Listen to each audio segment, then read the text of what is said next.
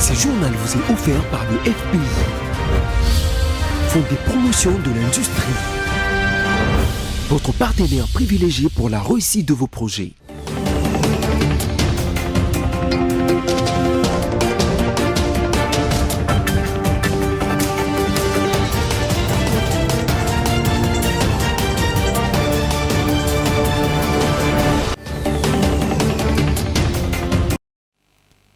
Nous sommes le 10 avril. Merci de choisir BC Télévision pour vous informer. Voici les sommaires de ces journaux.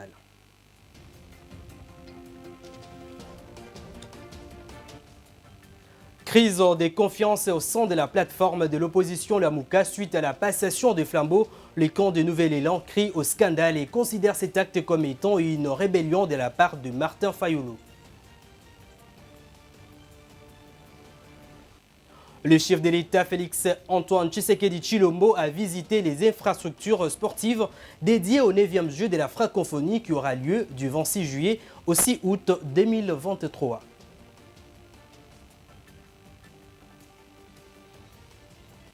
Encore une fois, bienvenue si vous nous rejoignez. Le président de la République, Félix Antoine Tshisekedi Tshilombo, a procédé à l'inauguration de l'hôpital militaire du camp Colonel Tchachi. Cet établissement sanitaire qui a été totalement réflexionné et renforcé par d'autres bâtiments contenant des nouveaux services. Suivez. Un hôpital militaire ultra-moderne qui, en termes d'équipement, rivalise avec les grands hôpitaux de renom sur le plan international. Un chef-d'œuvre conçu pour recevoir les cas difficiles nécessitant parfois un transfert à l'étranger. Dans la classification, l'hôpital militaire de la garde républicaine du camp Tchachi est placé à l'échelle tertiaire.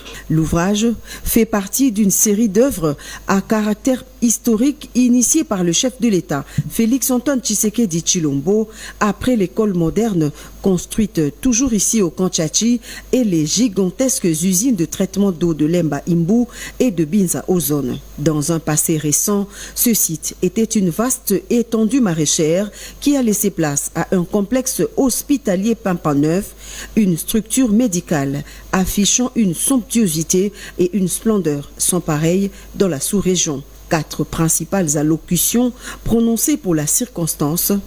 Tour à tour, le commandant de la GR, la garde républicaine, le général-major Ephraim Kabi, le directeur général du BCECO, Jean Mabi, le médecin directeur de l'hôpital Dr Mbouyou et le ministre de la Santé, Dr Roger Kamba. Tous ont salué ce geste de haute portée sociale du président de la République qui a tenu son engagement, celui d'améliorer les conditions sociales des militaires et de leurs familles. Depuis Belle Lurette, les militaires de la garde républicaine et leurs dépendants étaient soignés dans des conditions précaires, hospitalisés à la promiscuité, sous des tentes, et d'autres nous ont quittés de façon hâtive. Chose promise, chose réalisée aujourd'hui à la grande satisfaction de tous les militaires et leurs dépendants et de toute la population. Cette formation hospitalière dispose de presque tous les services requis, avec en plus une autonomie garantie en énergie électrique assurée par 2 groupes électrogènes de 500 kVA et un transformateur de 1000 kVA. Plusieurs services allant de la dialyse à l'imagerie en passant par la lithotripsie, la mammographie, la banque de sang, l'ophtalmologie, la microbiologie, la maternité, bref, tout y est pour dispenser des soins de qualité aux militaires de la garde républicaine et à leurs dépendants contraints jadis de se faire soigner dans des dispensaires de fortune, parfois au prix de leur vie. Bien que le personnel soignant soit exclusivement militaire, l'hôpital est cependant ouvert également au public. Il dispose de 150 lits avec des pavillons VIP, mais aussi d'une morgue de 80 places avec des compartiments individuels. Ajouté à cela un espace funéraire en cours d'aménagement. Juste après la visite des différents services, le président de la République a fini le tour du propriétaire aux messes des officiers qui a également subi une cure de jouvence. L'hôpital militaire du camp colonel Tchachi fait en effet partie des ouvrages bénéficiaires du programme de 100 jours lancé par le garant de la nation en mars 2019. Et à la primature, le Premier ministre Jean-Michel Sama Lukonde a encouragé la poursuite du processus de rationalisation et des mises en jour de l'ordonnance loi numéro 79/021 du 10 août 1979 portant réglementation du petit commerce et des commerces en détail. Je vous propose d'écouter à ces propos les porte-parole du gouvernement, Patrick Mouyaya Katemwe. Le Premier ministre chef du gouvernement a encouragé la poursuite du processus de rationalisation et de mise à jour de l'ordonnance numéro 79/021 du 2 août 1979 portant réglementation du petit commerce et du commerce d'État en République démocratique du Congo afin que l'ordre revienne dans ces secteurs et que force reste à la loi. Afin de se conformer aux instructions du président de la République chef du gouvernement sur la sous-traitance au profit des entrepreneurs nationaux en vue de l'émergence de la classe moyenne, le Premier ministre chef du gouvernement a invité le vice-premier ministre, ministre de l'économie nationale et d'autres ministres sectoriels, particulièrement ceux de la commission ECOFIN du gouvernement, de se pencher sur cette double problématique de l'exercice du petit commerce et de la sous-traitance dans notre pays pour un examen approfondi assorti des actions à mener à court terme en vue de la mise en œuvre des lois en la matière. En dernier lieu, le Premier ministre chef du gouvernement a, avec l'autorisation du président de la République chef de l'État, accédé à la demande du ministre des Finances de soumettre au Conseil pour un examen urgent deux projets de loi autorisant la ratification de 2 accords de crédit signés avec l'Association internationale de développement IDA du groupe de la Banque mondiale. Je l'ai annoncé au sommaire, crise des confiances au sein de la plateforme de l'opposition Lamuka suite à la passation des flambeaux de Martin Fayoulou à Mathieu Kalele.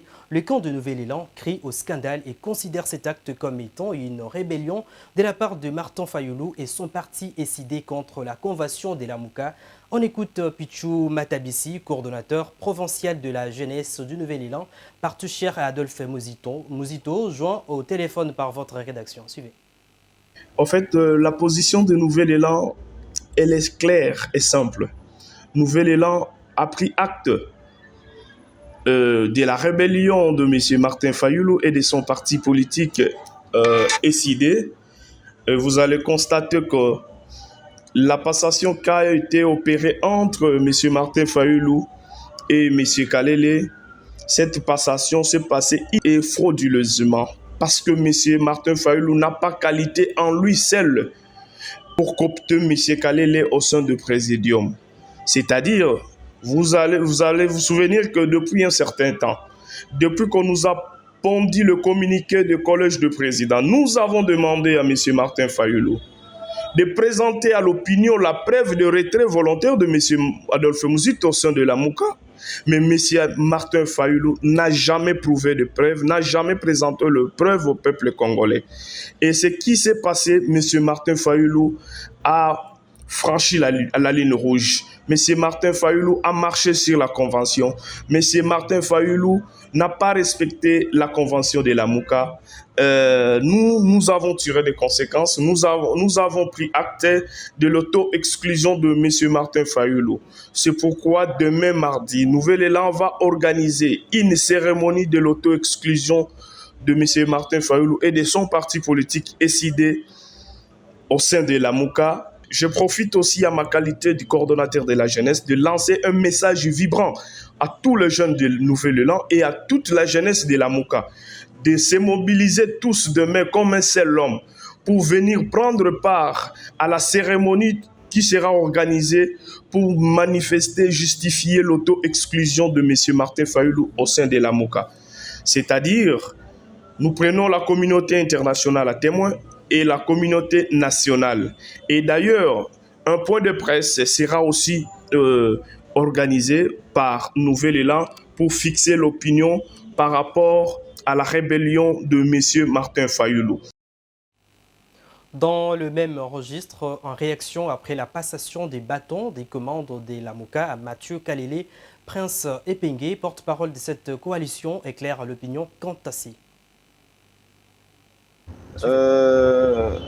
Membres de la MOCA, nous avions félicité les nouveaux coordonnateurs de la MOCA, le professeur émérite Mathieu Kalele, qui y a fait remise et reprise avec le président Louis Martin Fayulu sur base de l'article 5, alinéa 3 de notre charte, qui donne la possibilité au présidium de coopter les membres du présidium, ce qui a été fait depuis longtemps.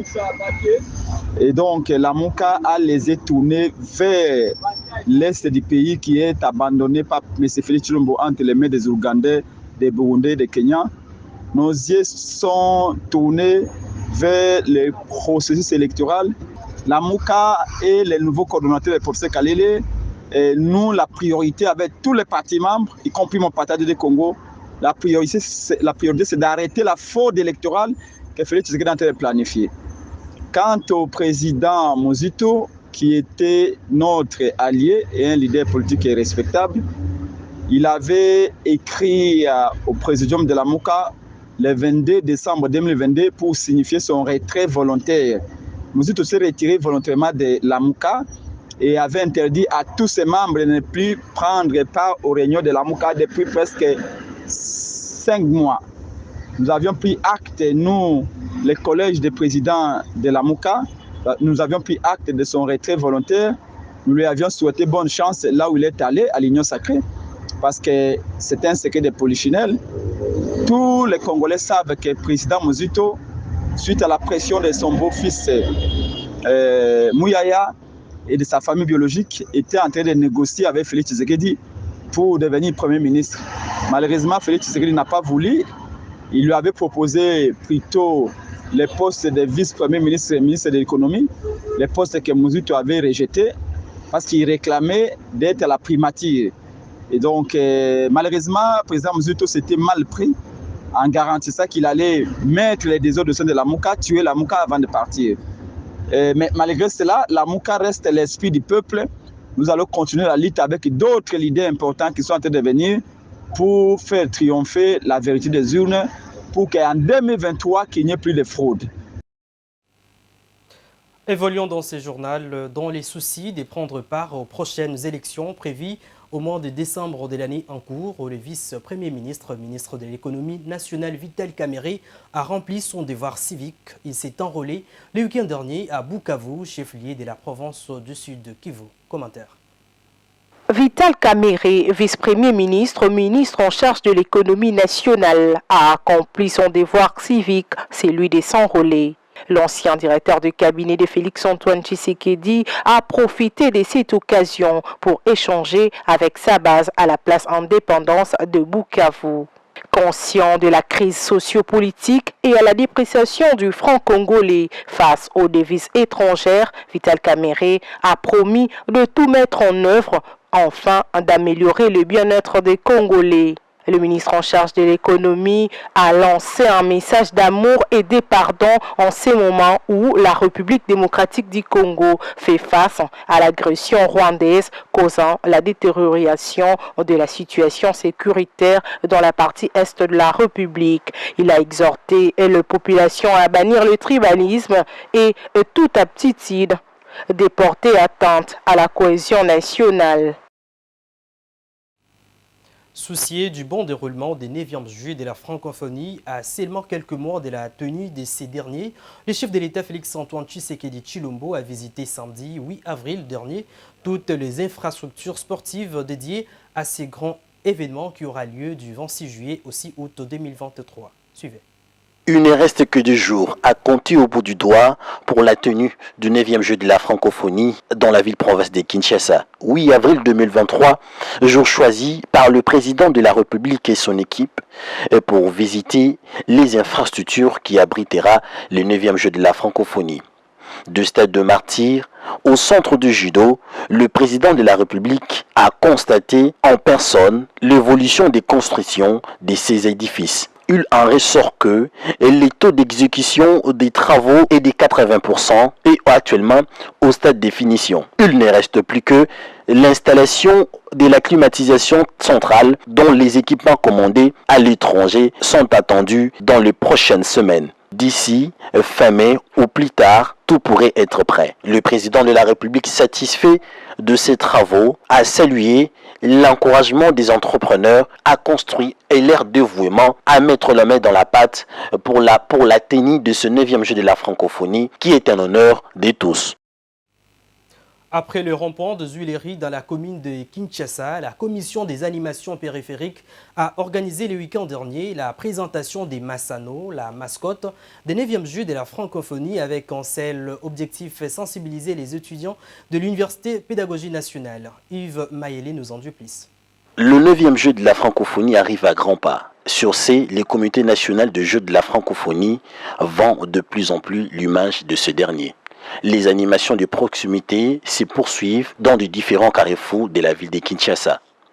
Après le rond-point de Zuileri, la commission des animations périphériques s'est déployée à l'Université pédagogique nationale le samedi 8 avril dernier, avec un seul but, et celui de sensibiliser et mobiliser les étudiants sur ces rendez-vous de jeux de la francophonie. Dans son mot de circonstance, Madame Anastasie Masonga, recteur de l'Université pédagogique nationale, a remercié le chef de l'État qui a accepté que le pays organise la 9e édition. Ce lieu et vous remercier d'avoir rehaussé de votre présence cette manifestation. Point n'est besoin de rappeler qu'à ces jours, la francophonie est à la croisée de la culture et des civilisations concourant à la paix et à l'essor des nations. L'organisation de ces Jeux en République démocratique du Congo, notre cher et merveilleux pays, est une agréable opportunité indispensable à la visibilité et au rayonnement de notre culture. Qu'il nous soit permis à cet effet de féliciter et remercier en même temps Son Excellence, Monsieur Félix Antoine Tshisekedi Tshilombo, Président de la République, chef de l'État, dont les efforts pour la consolidation de la paix, de la stabilité et de l'émergence de notre pays ne sont plus à démontrer. À son tour, le directeur national adjoint en charge des analyses et programmations, Bertrand Kabongo, a mobilisé les jeunes estudiantines de l'UPN à s'approprier de ces grands rendez-vous. Cette série va se poursuivre à travers la ville pour rapprocher le jeu des Quinois. Et en Tunisie, plusieurs centaines de manifestants se sont rassemblés dimanche à l'appel d'une coalition d'opposition au président Kais Saïd pour réclamer la libération d'une vingtaine d'opposants, des anciens ministres, hommes d'affaires ou des médias arrêtés depuis février pour complot contre la sûreté de l'État. Regardez. Des centaines de personnes se sont rassemblées au centre de la capitale de Tunisie, à l'appel du Front des Saluts National, principale coalition d'opposition au président Kais Saïd, pour réclamer la libération d'une vingtaine d'opposants arrêtés depuis début février.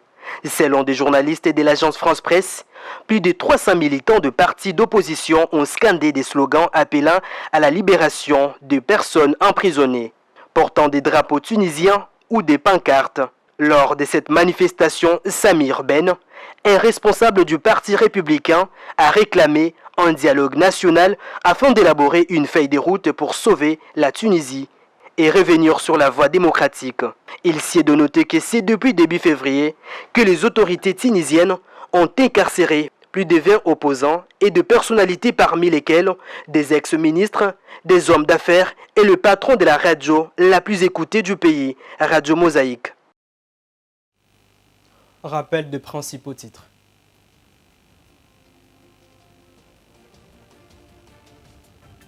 Crise des confiances au sein de la plateforme de l'opposition Lamouka suite à la passation des flambeaux. Le camp de Nouvel Élan crie au scandale et considère cet acte comme étant une rébellion de la part de Martin Fayoulou.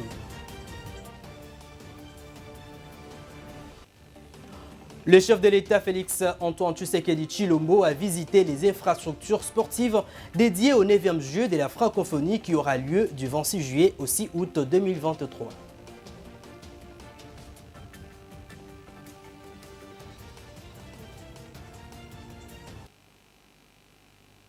Fin de ce journal, merci de l'avoir suivi et bonne suite des programmes sur nos antennes. Au revoir.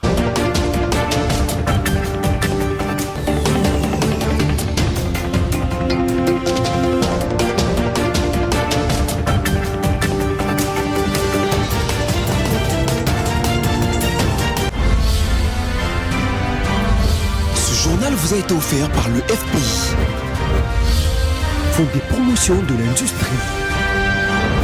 Votre partenaire privilégié pour la réussite de vos projets.